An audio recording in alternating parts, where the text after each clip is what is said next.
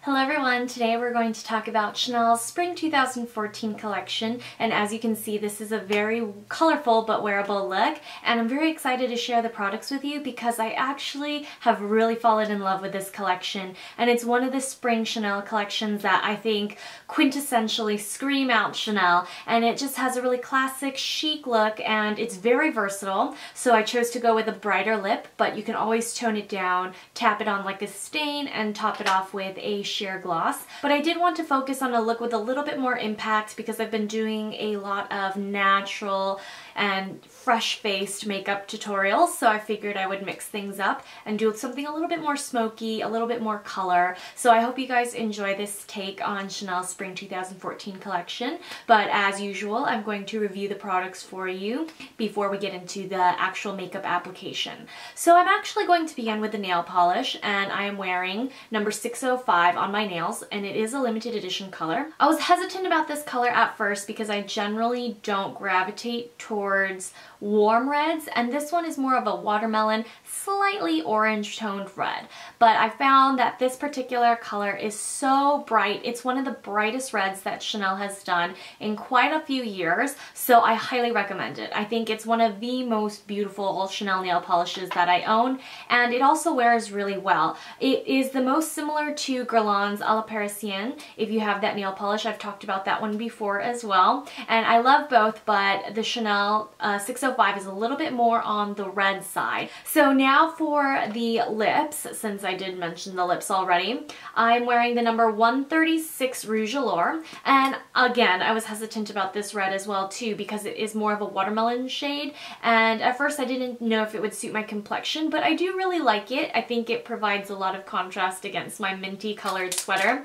I do like this kind of red because it is a little bit easier to wear than a true red. I think that the slightly more coral tones make it very much more appropriate for spring. It's bright, it's fresh, but it still has impact.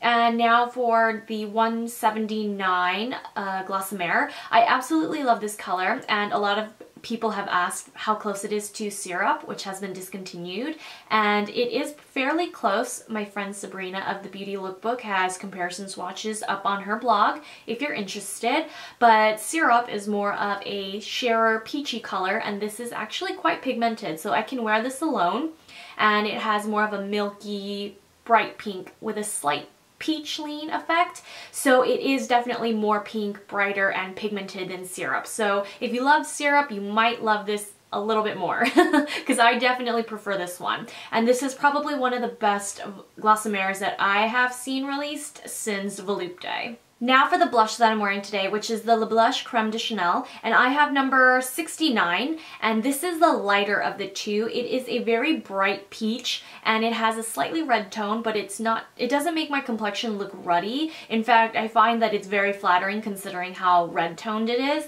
but I would say it's more of a coral peach with a stronger red lean, and it doesn't run very yellow at all. I do think it's absolutely lovely on fair to medium skin tones, and I'm about light medium. I actually used a highlighter brush to temper down how pigmented this color is, and I do think that this particular formula for blush is a great cream formulation. I just don't particularly gravitate toward creams. I much prefer powder blushes since I generally tend to wear bronzer a lot more than I do blush. But I do think that this was a worthy purchase, and I will purchase more of these Le Blush cremes if they come out with colors that I do enjoy wearing, more like baby pinks. So again, I do highly recommend this if this is the kind of color you're looking for. It is a very natural looking blush.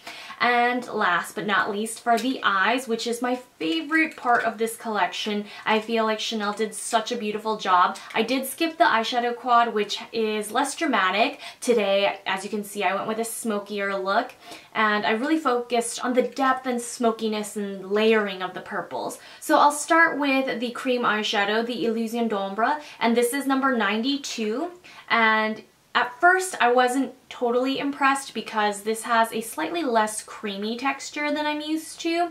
My favorite cream eyeshadow from Chanel is actually Epatante, and Mirifique is also excellent. So I really love that silvery gray green and the shimmery black, but this one is a little bit harder to use. I do think that you have to layer the color a little bit more to see that exquisite duochrome. Once you layer on the purple, you see the smokiness of the base, but once you continue building, you see that amazing blue shimmer. So in the end, I do think it was a great splurge because it pairs really well with the eyeshadow duo in number 70. And I wasn't positive about how much I would love this because of the rose-colored eyeshadow in this duo. It is a slightly salmon pink, but it does lean more of a true pink on my eyes. And I think that's just because my complexion is so much warmer. It does pull out the white in the eyeshadow.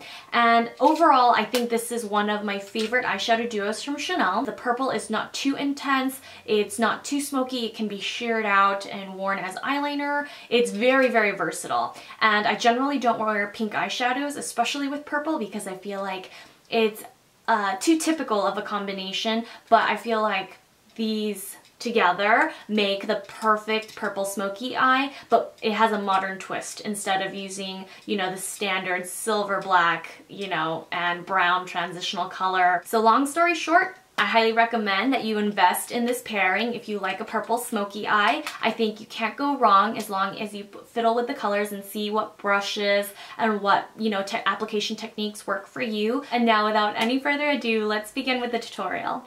So I took the liberty of completing my base in order to save some time. So I used a mix of Matte Lumiere in 40 with the CC Cream in 20, only one shade available. I used a little bit more of the CC Cream, so about 2 to 1 parts, and I mixed the two together to create my perfect shade. And now to get started on the eyes, I'm going to begin with the number 92 Cream eyeshadow. And you definitely want to be generous with this one, so dig your finger in there or use a brush if that's what you prefer. I'm just taking the purple eyeshadow all over the lid. I'm making it the highest and the tallest in the center of the eye, which isn't what I generally tend to do, but I'm going to create a slightly different shape today. I'm just building up the color here, layering it on. And you do want to be as generous as possible with this because it does take a little bit more effort to layer. And now I'm going to take my number 11 Pure Kolinsky by Shu Uemura, and I'm going to pick up the rose side of the eyeshadow duo. This pink is super wearable, and I'm just going to pop it through the inner corner of the eye as well as a little bit on the lid to soften that transition, bringing it down the lower lash line as well. Now, using the same brush, I'm going to pick up the Deep Violet Eggplant eyeshadow. Gently pat it at the outer corner, and with this particular purple, you definitely want to use a brush because when you use it with a sponge tip applicator, you definitely seem to lose the vibrancy of the purple pigment, and I am absolutely loving my Shu Uemura 11 brush for this. And although I don't do this very often, I am going to run the purple along the lower lash line. To clean up the look and sharpen the edges though, I am going to use the applicator to smooth everything out.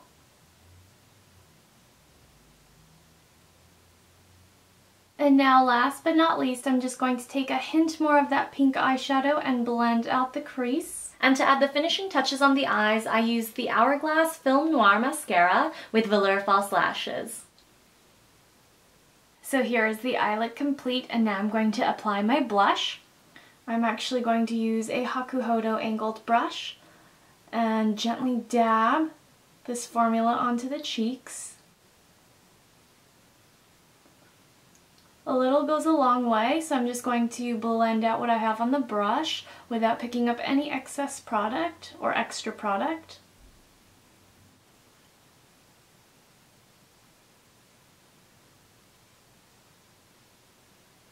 Using my good old Standby by Tom Ford. And this is my favorite matte bronzer. I think it's excellent paired with the cream product. And I generally don't like cream blushes, but I do like this look. I did prep the lips already for lipstick application using the new Hydra Beauty Lip Balm. And I just grabbed a little bit of it and smoothed it across my lips for the most even lipstick application.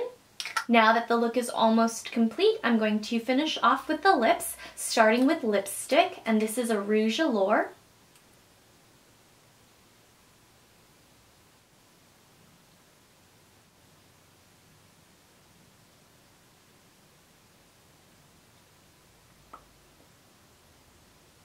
And last but not least, we're going to use the Glossimer in number 179 to complete the look.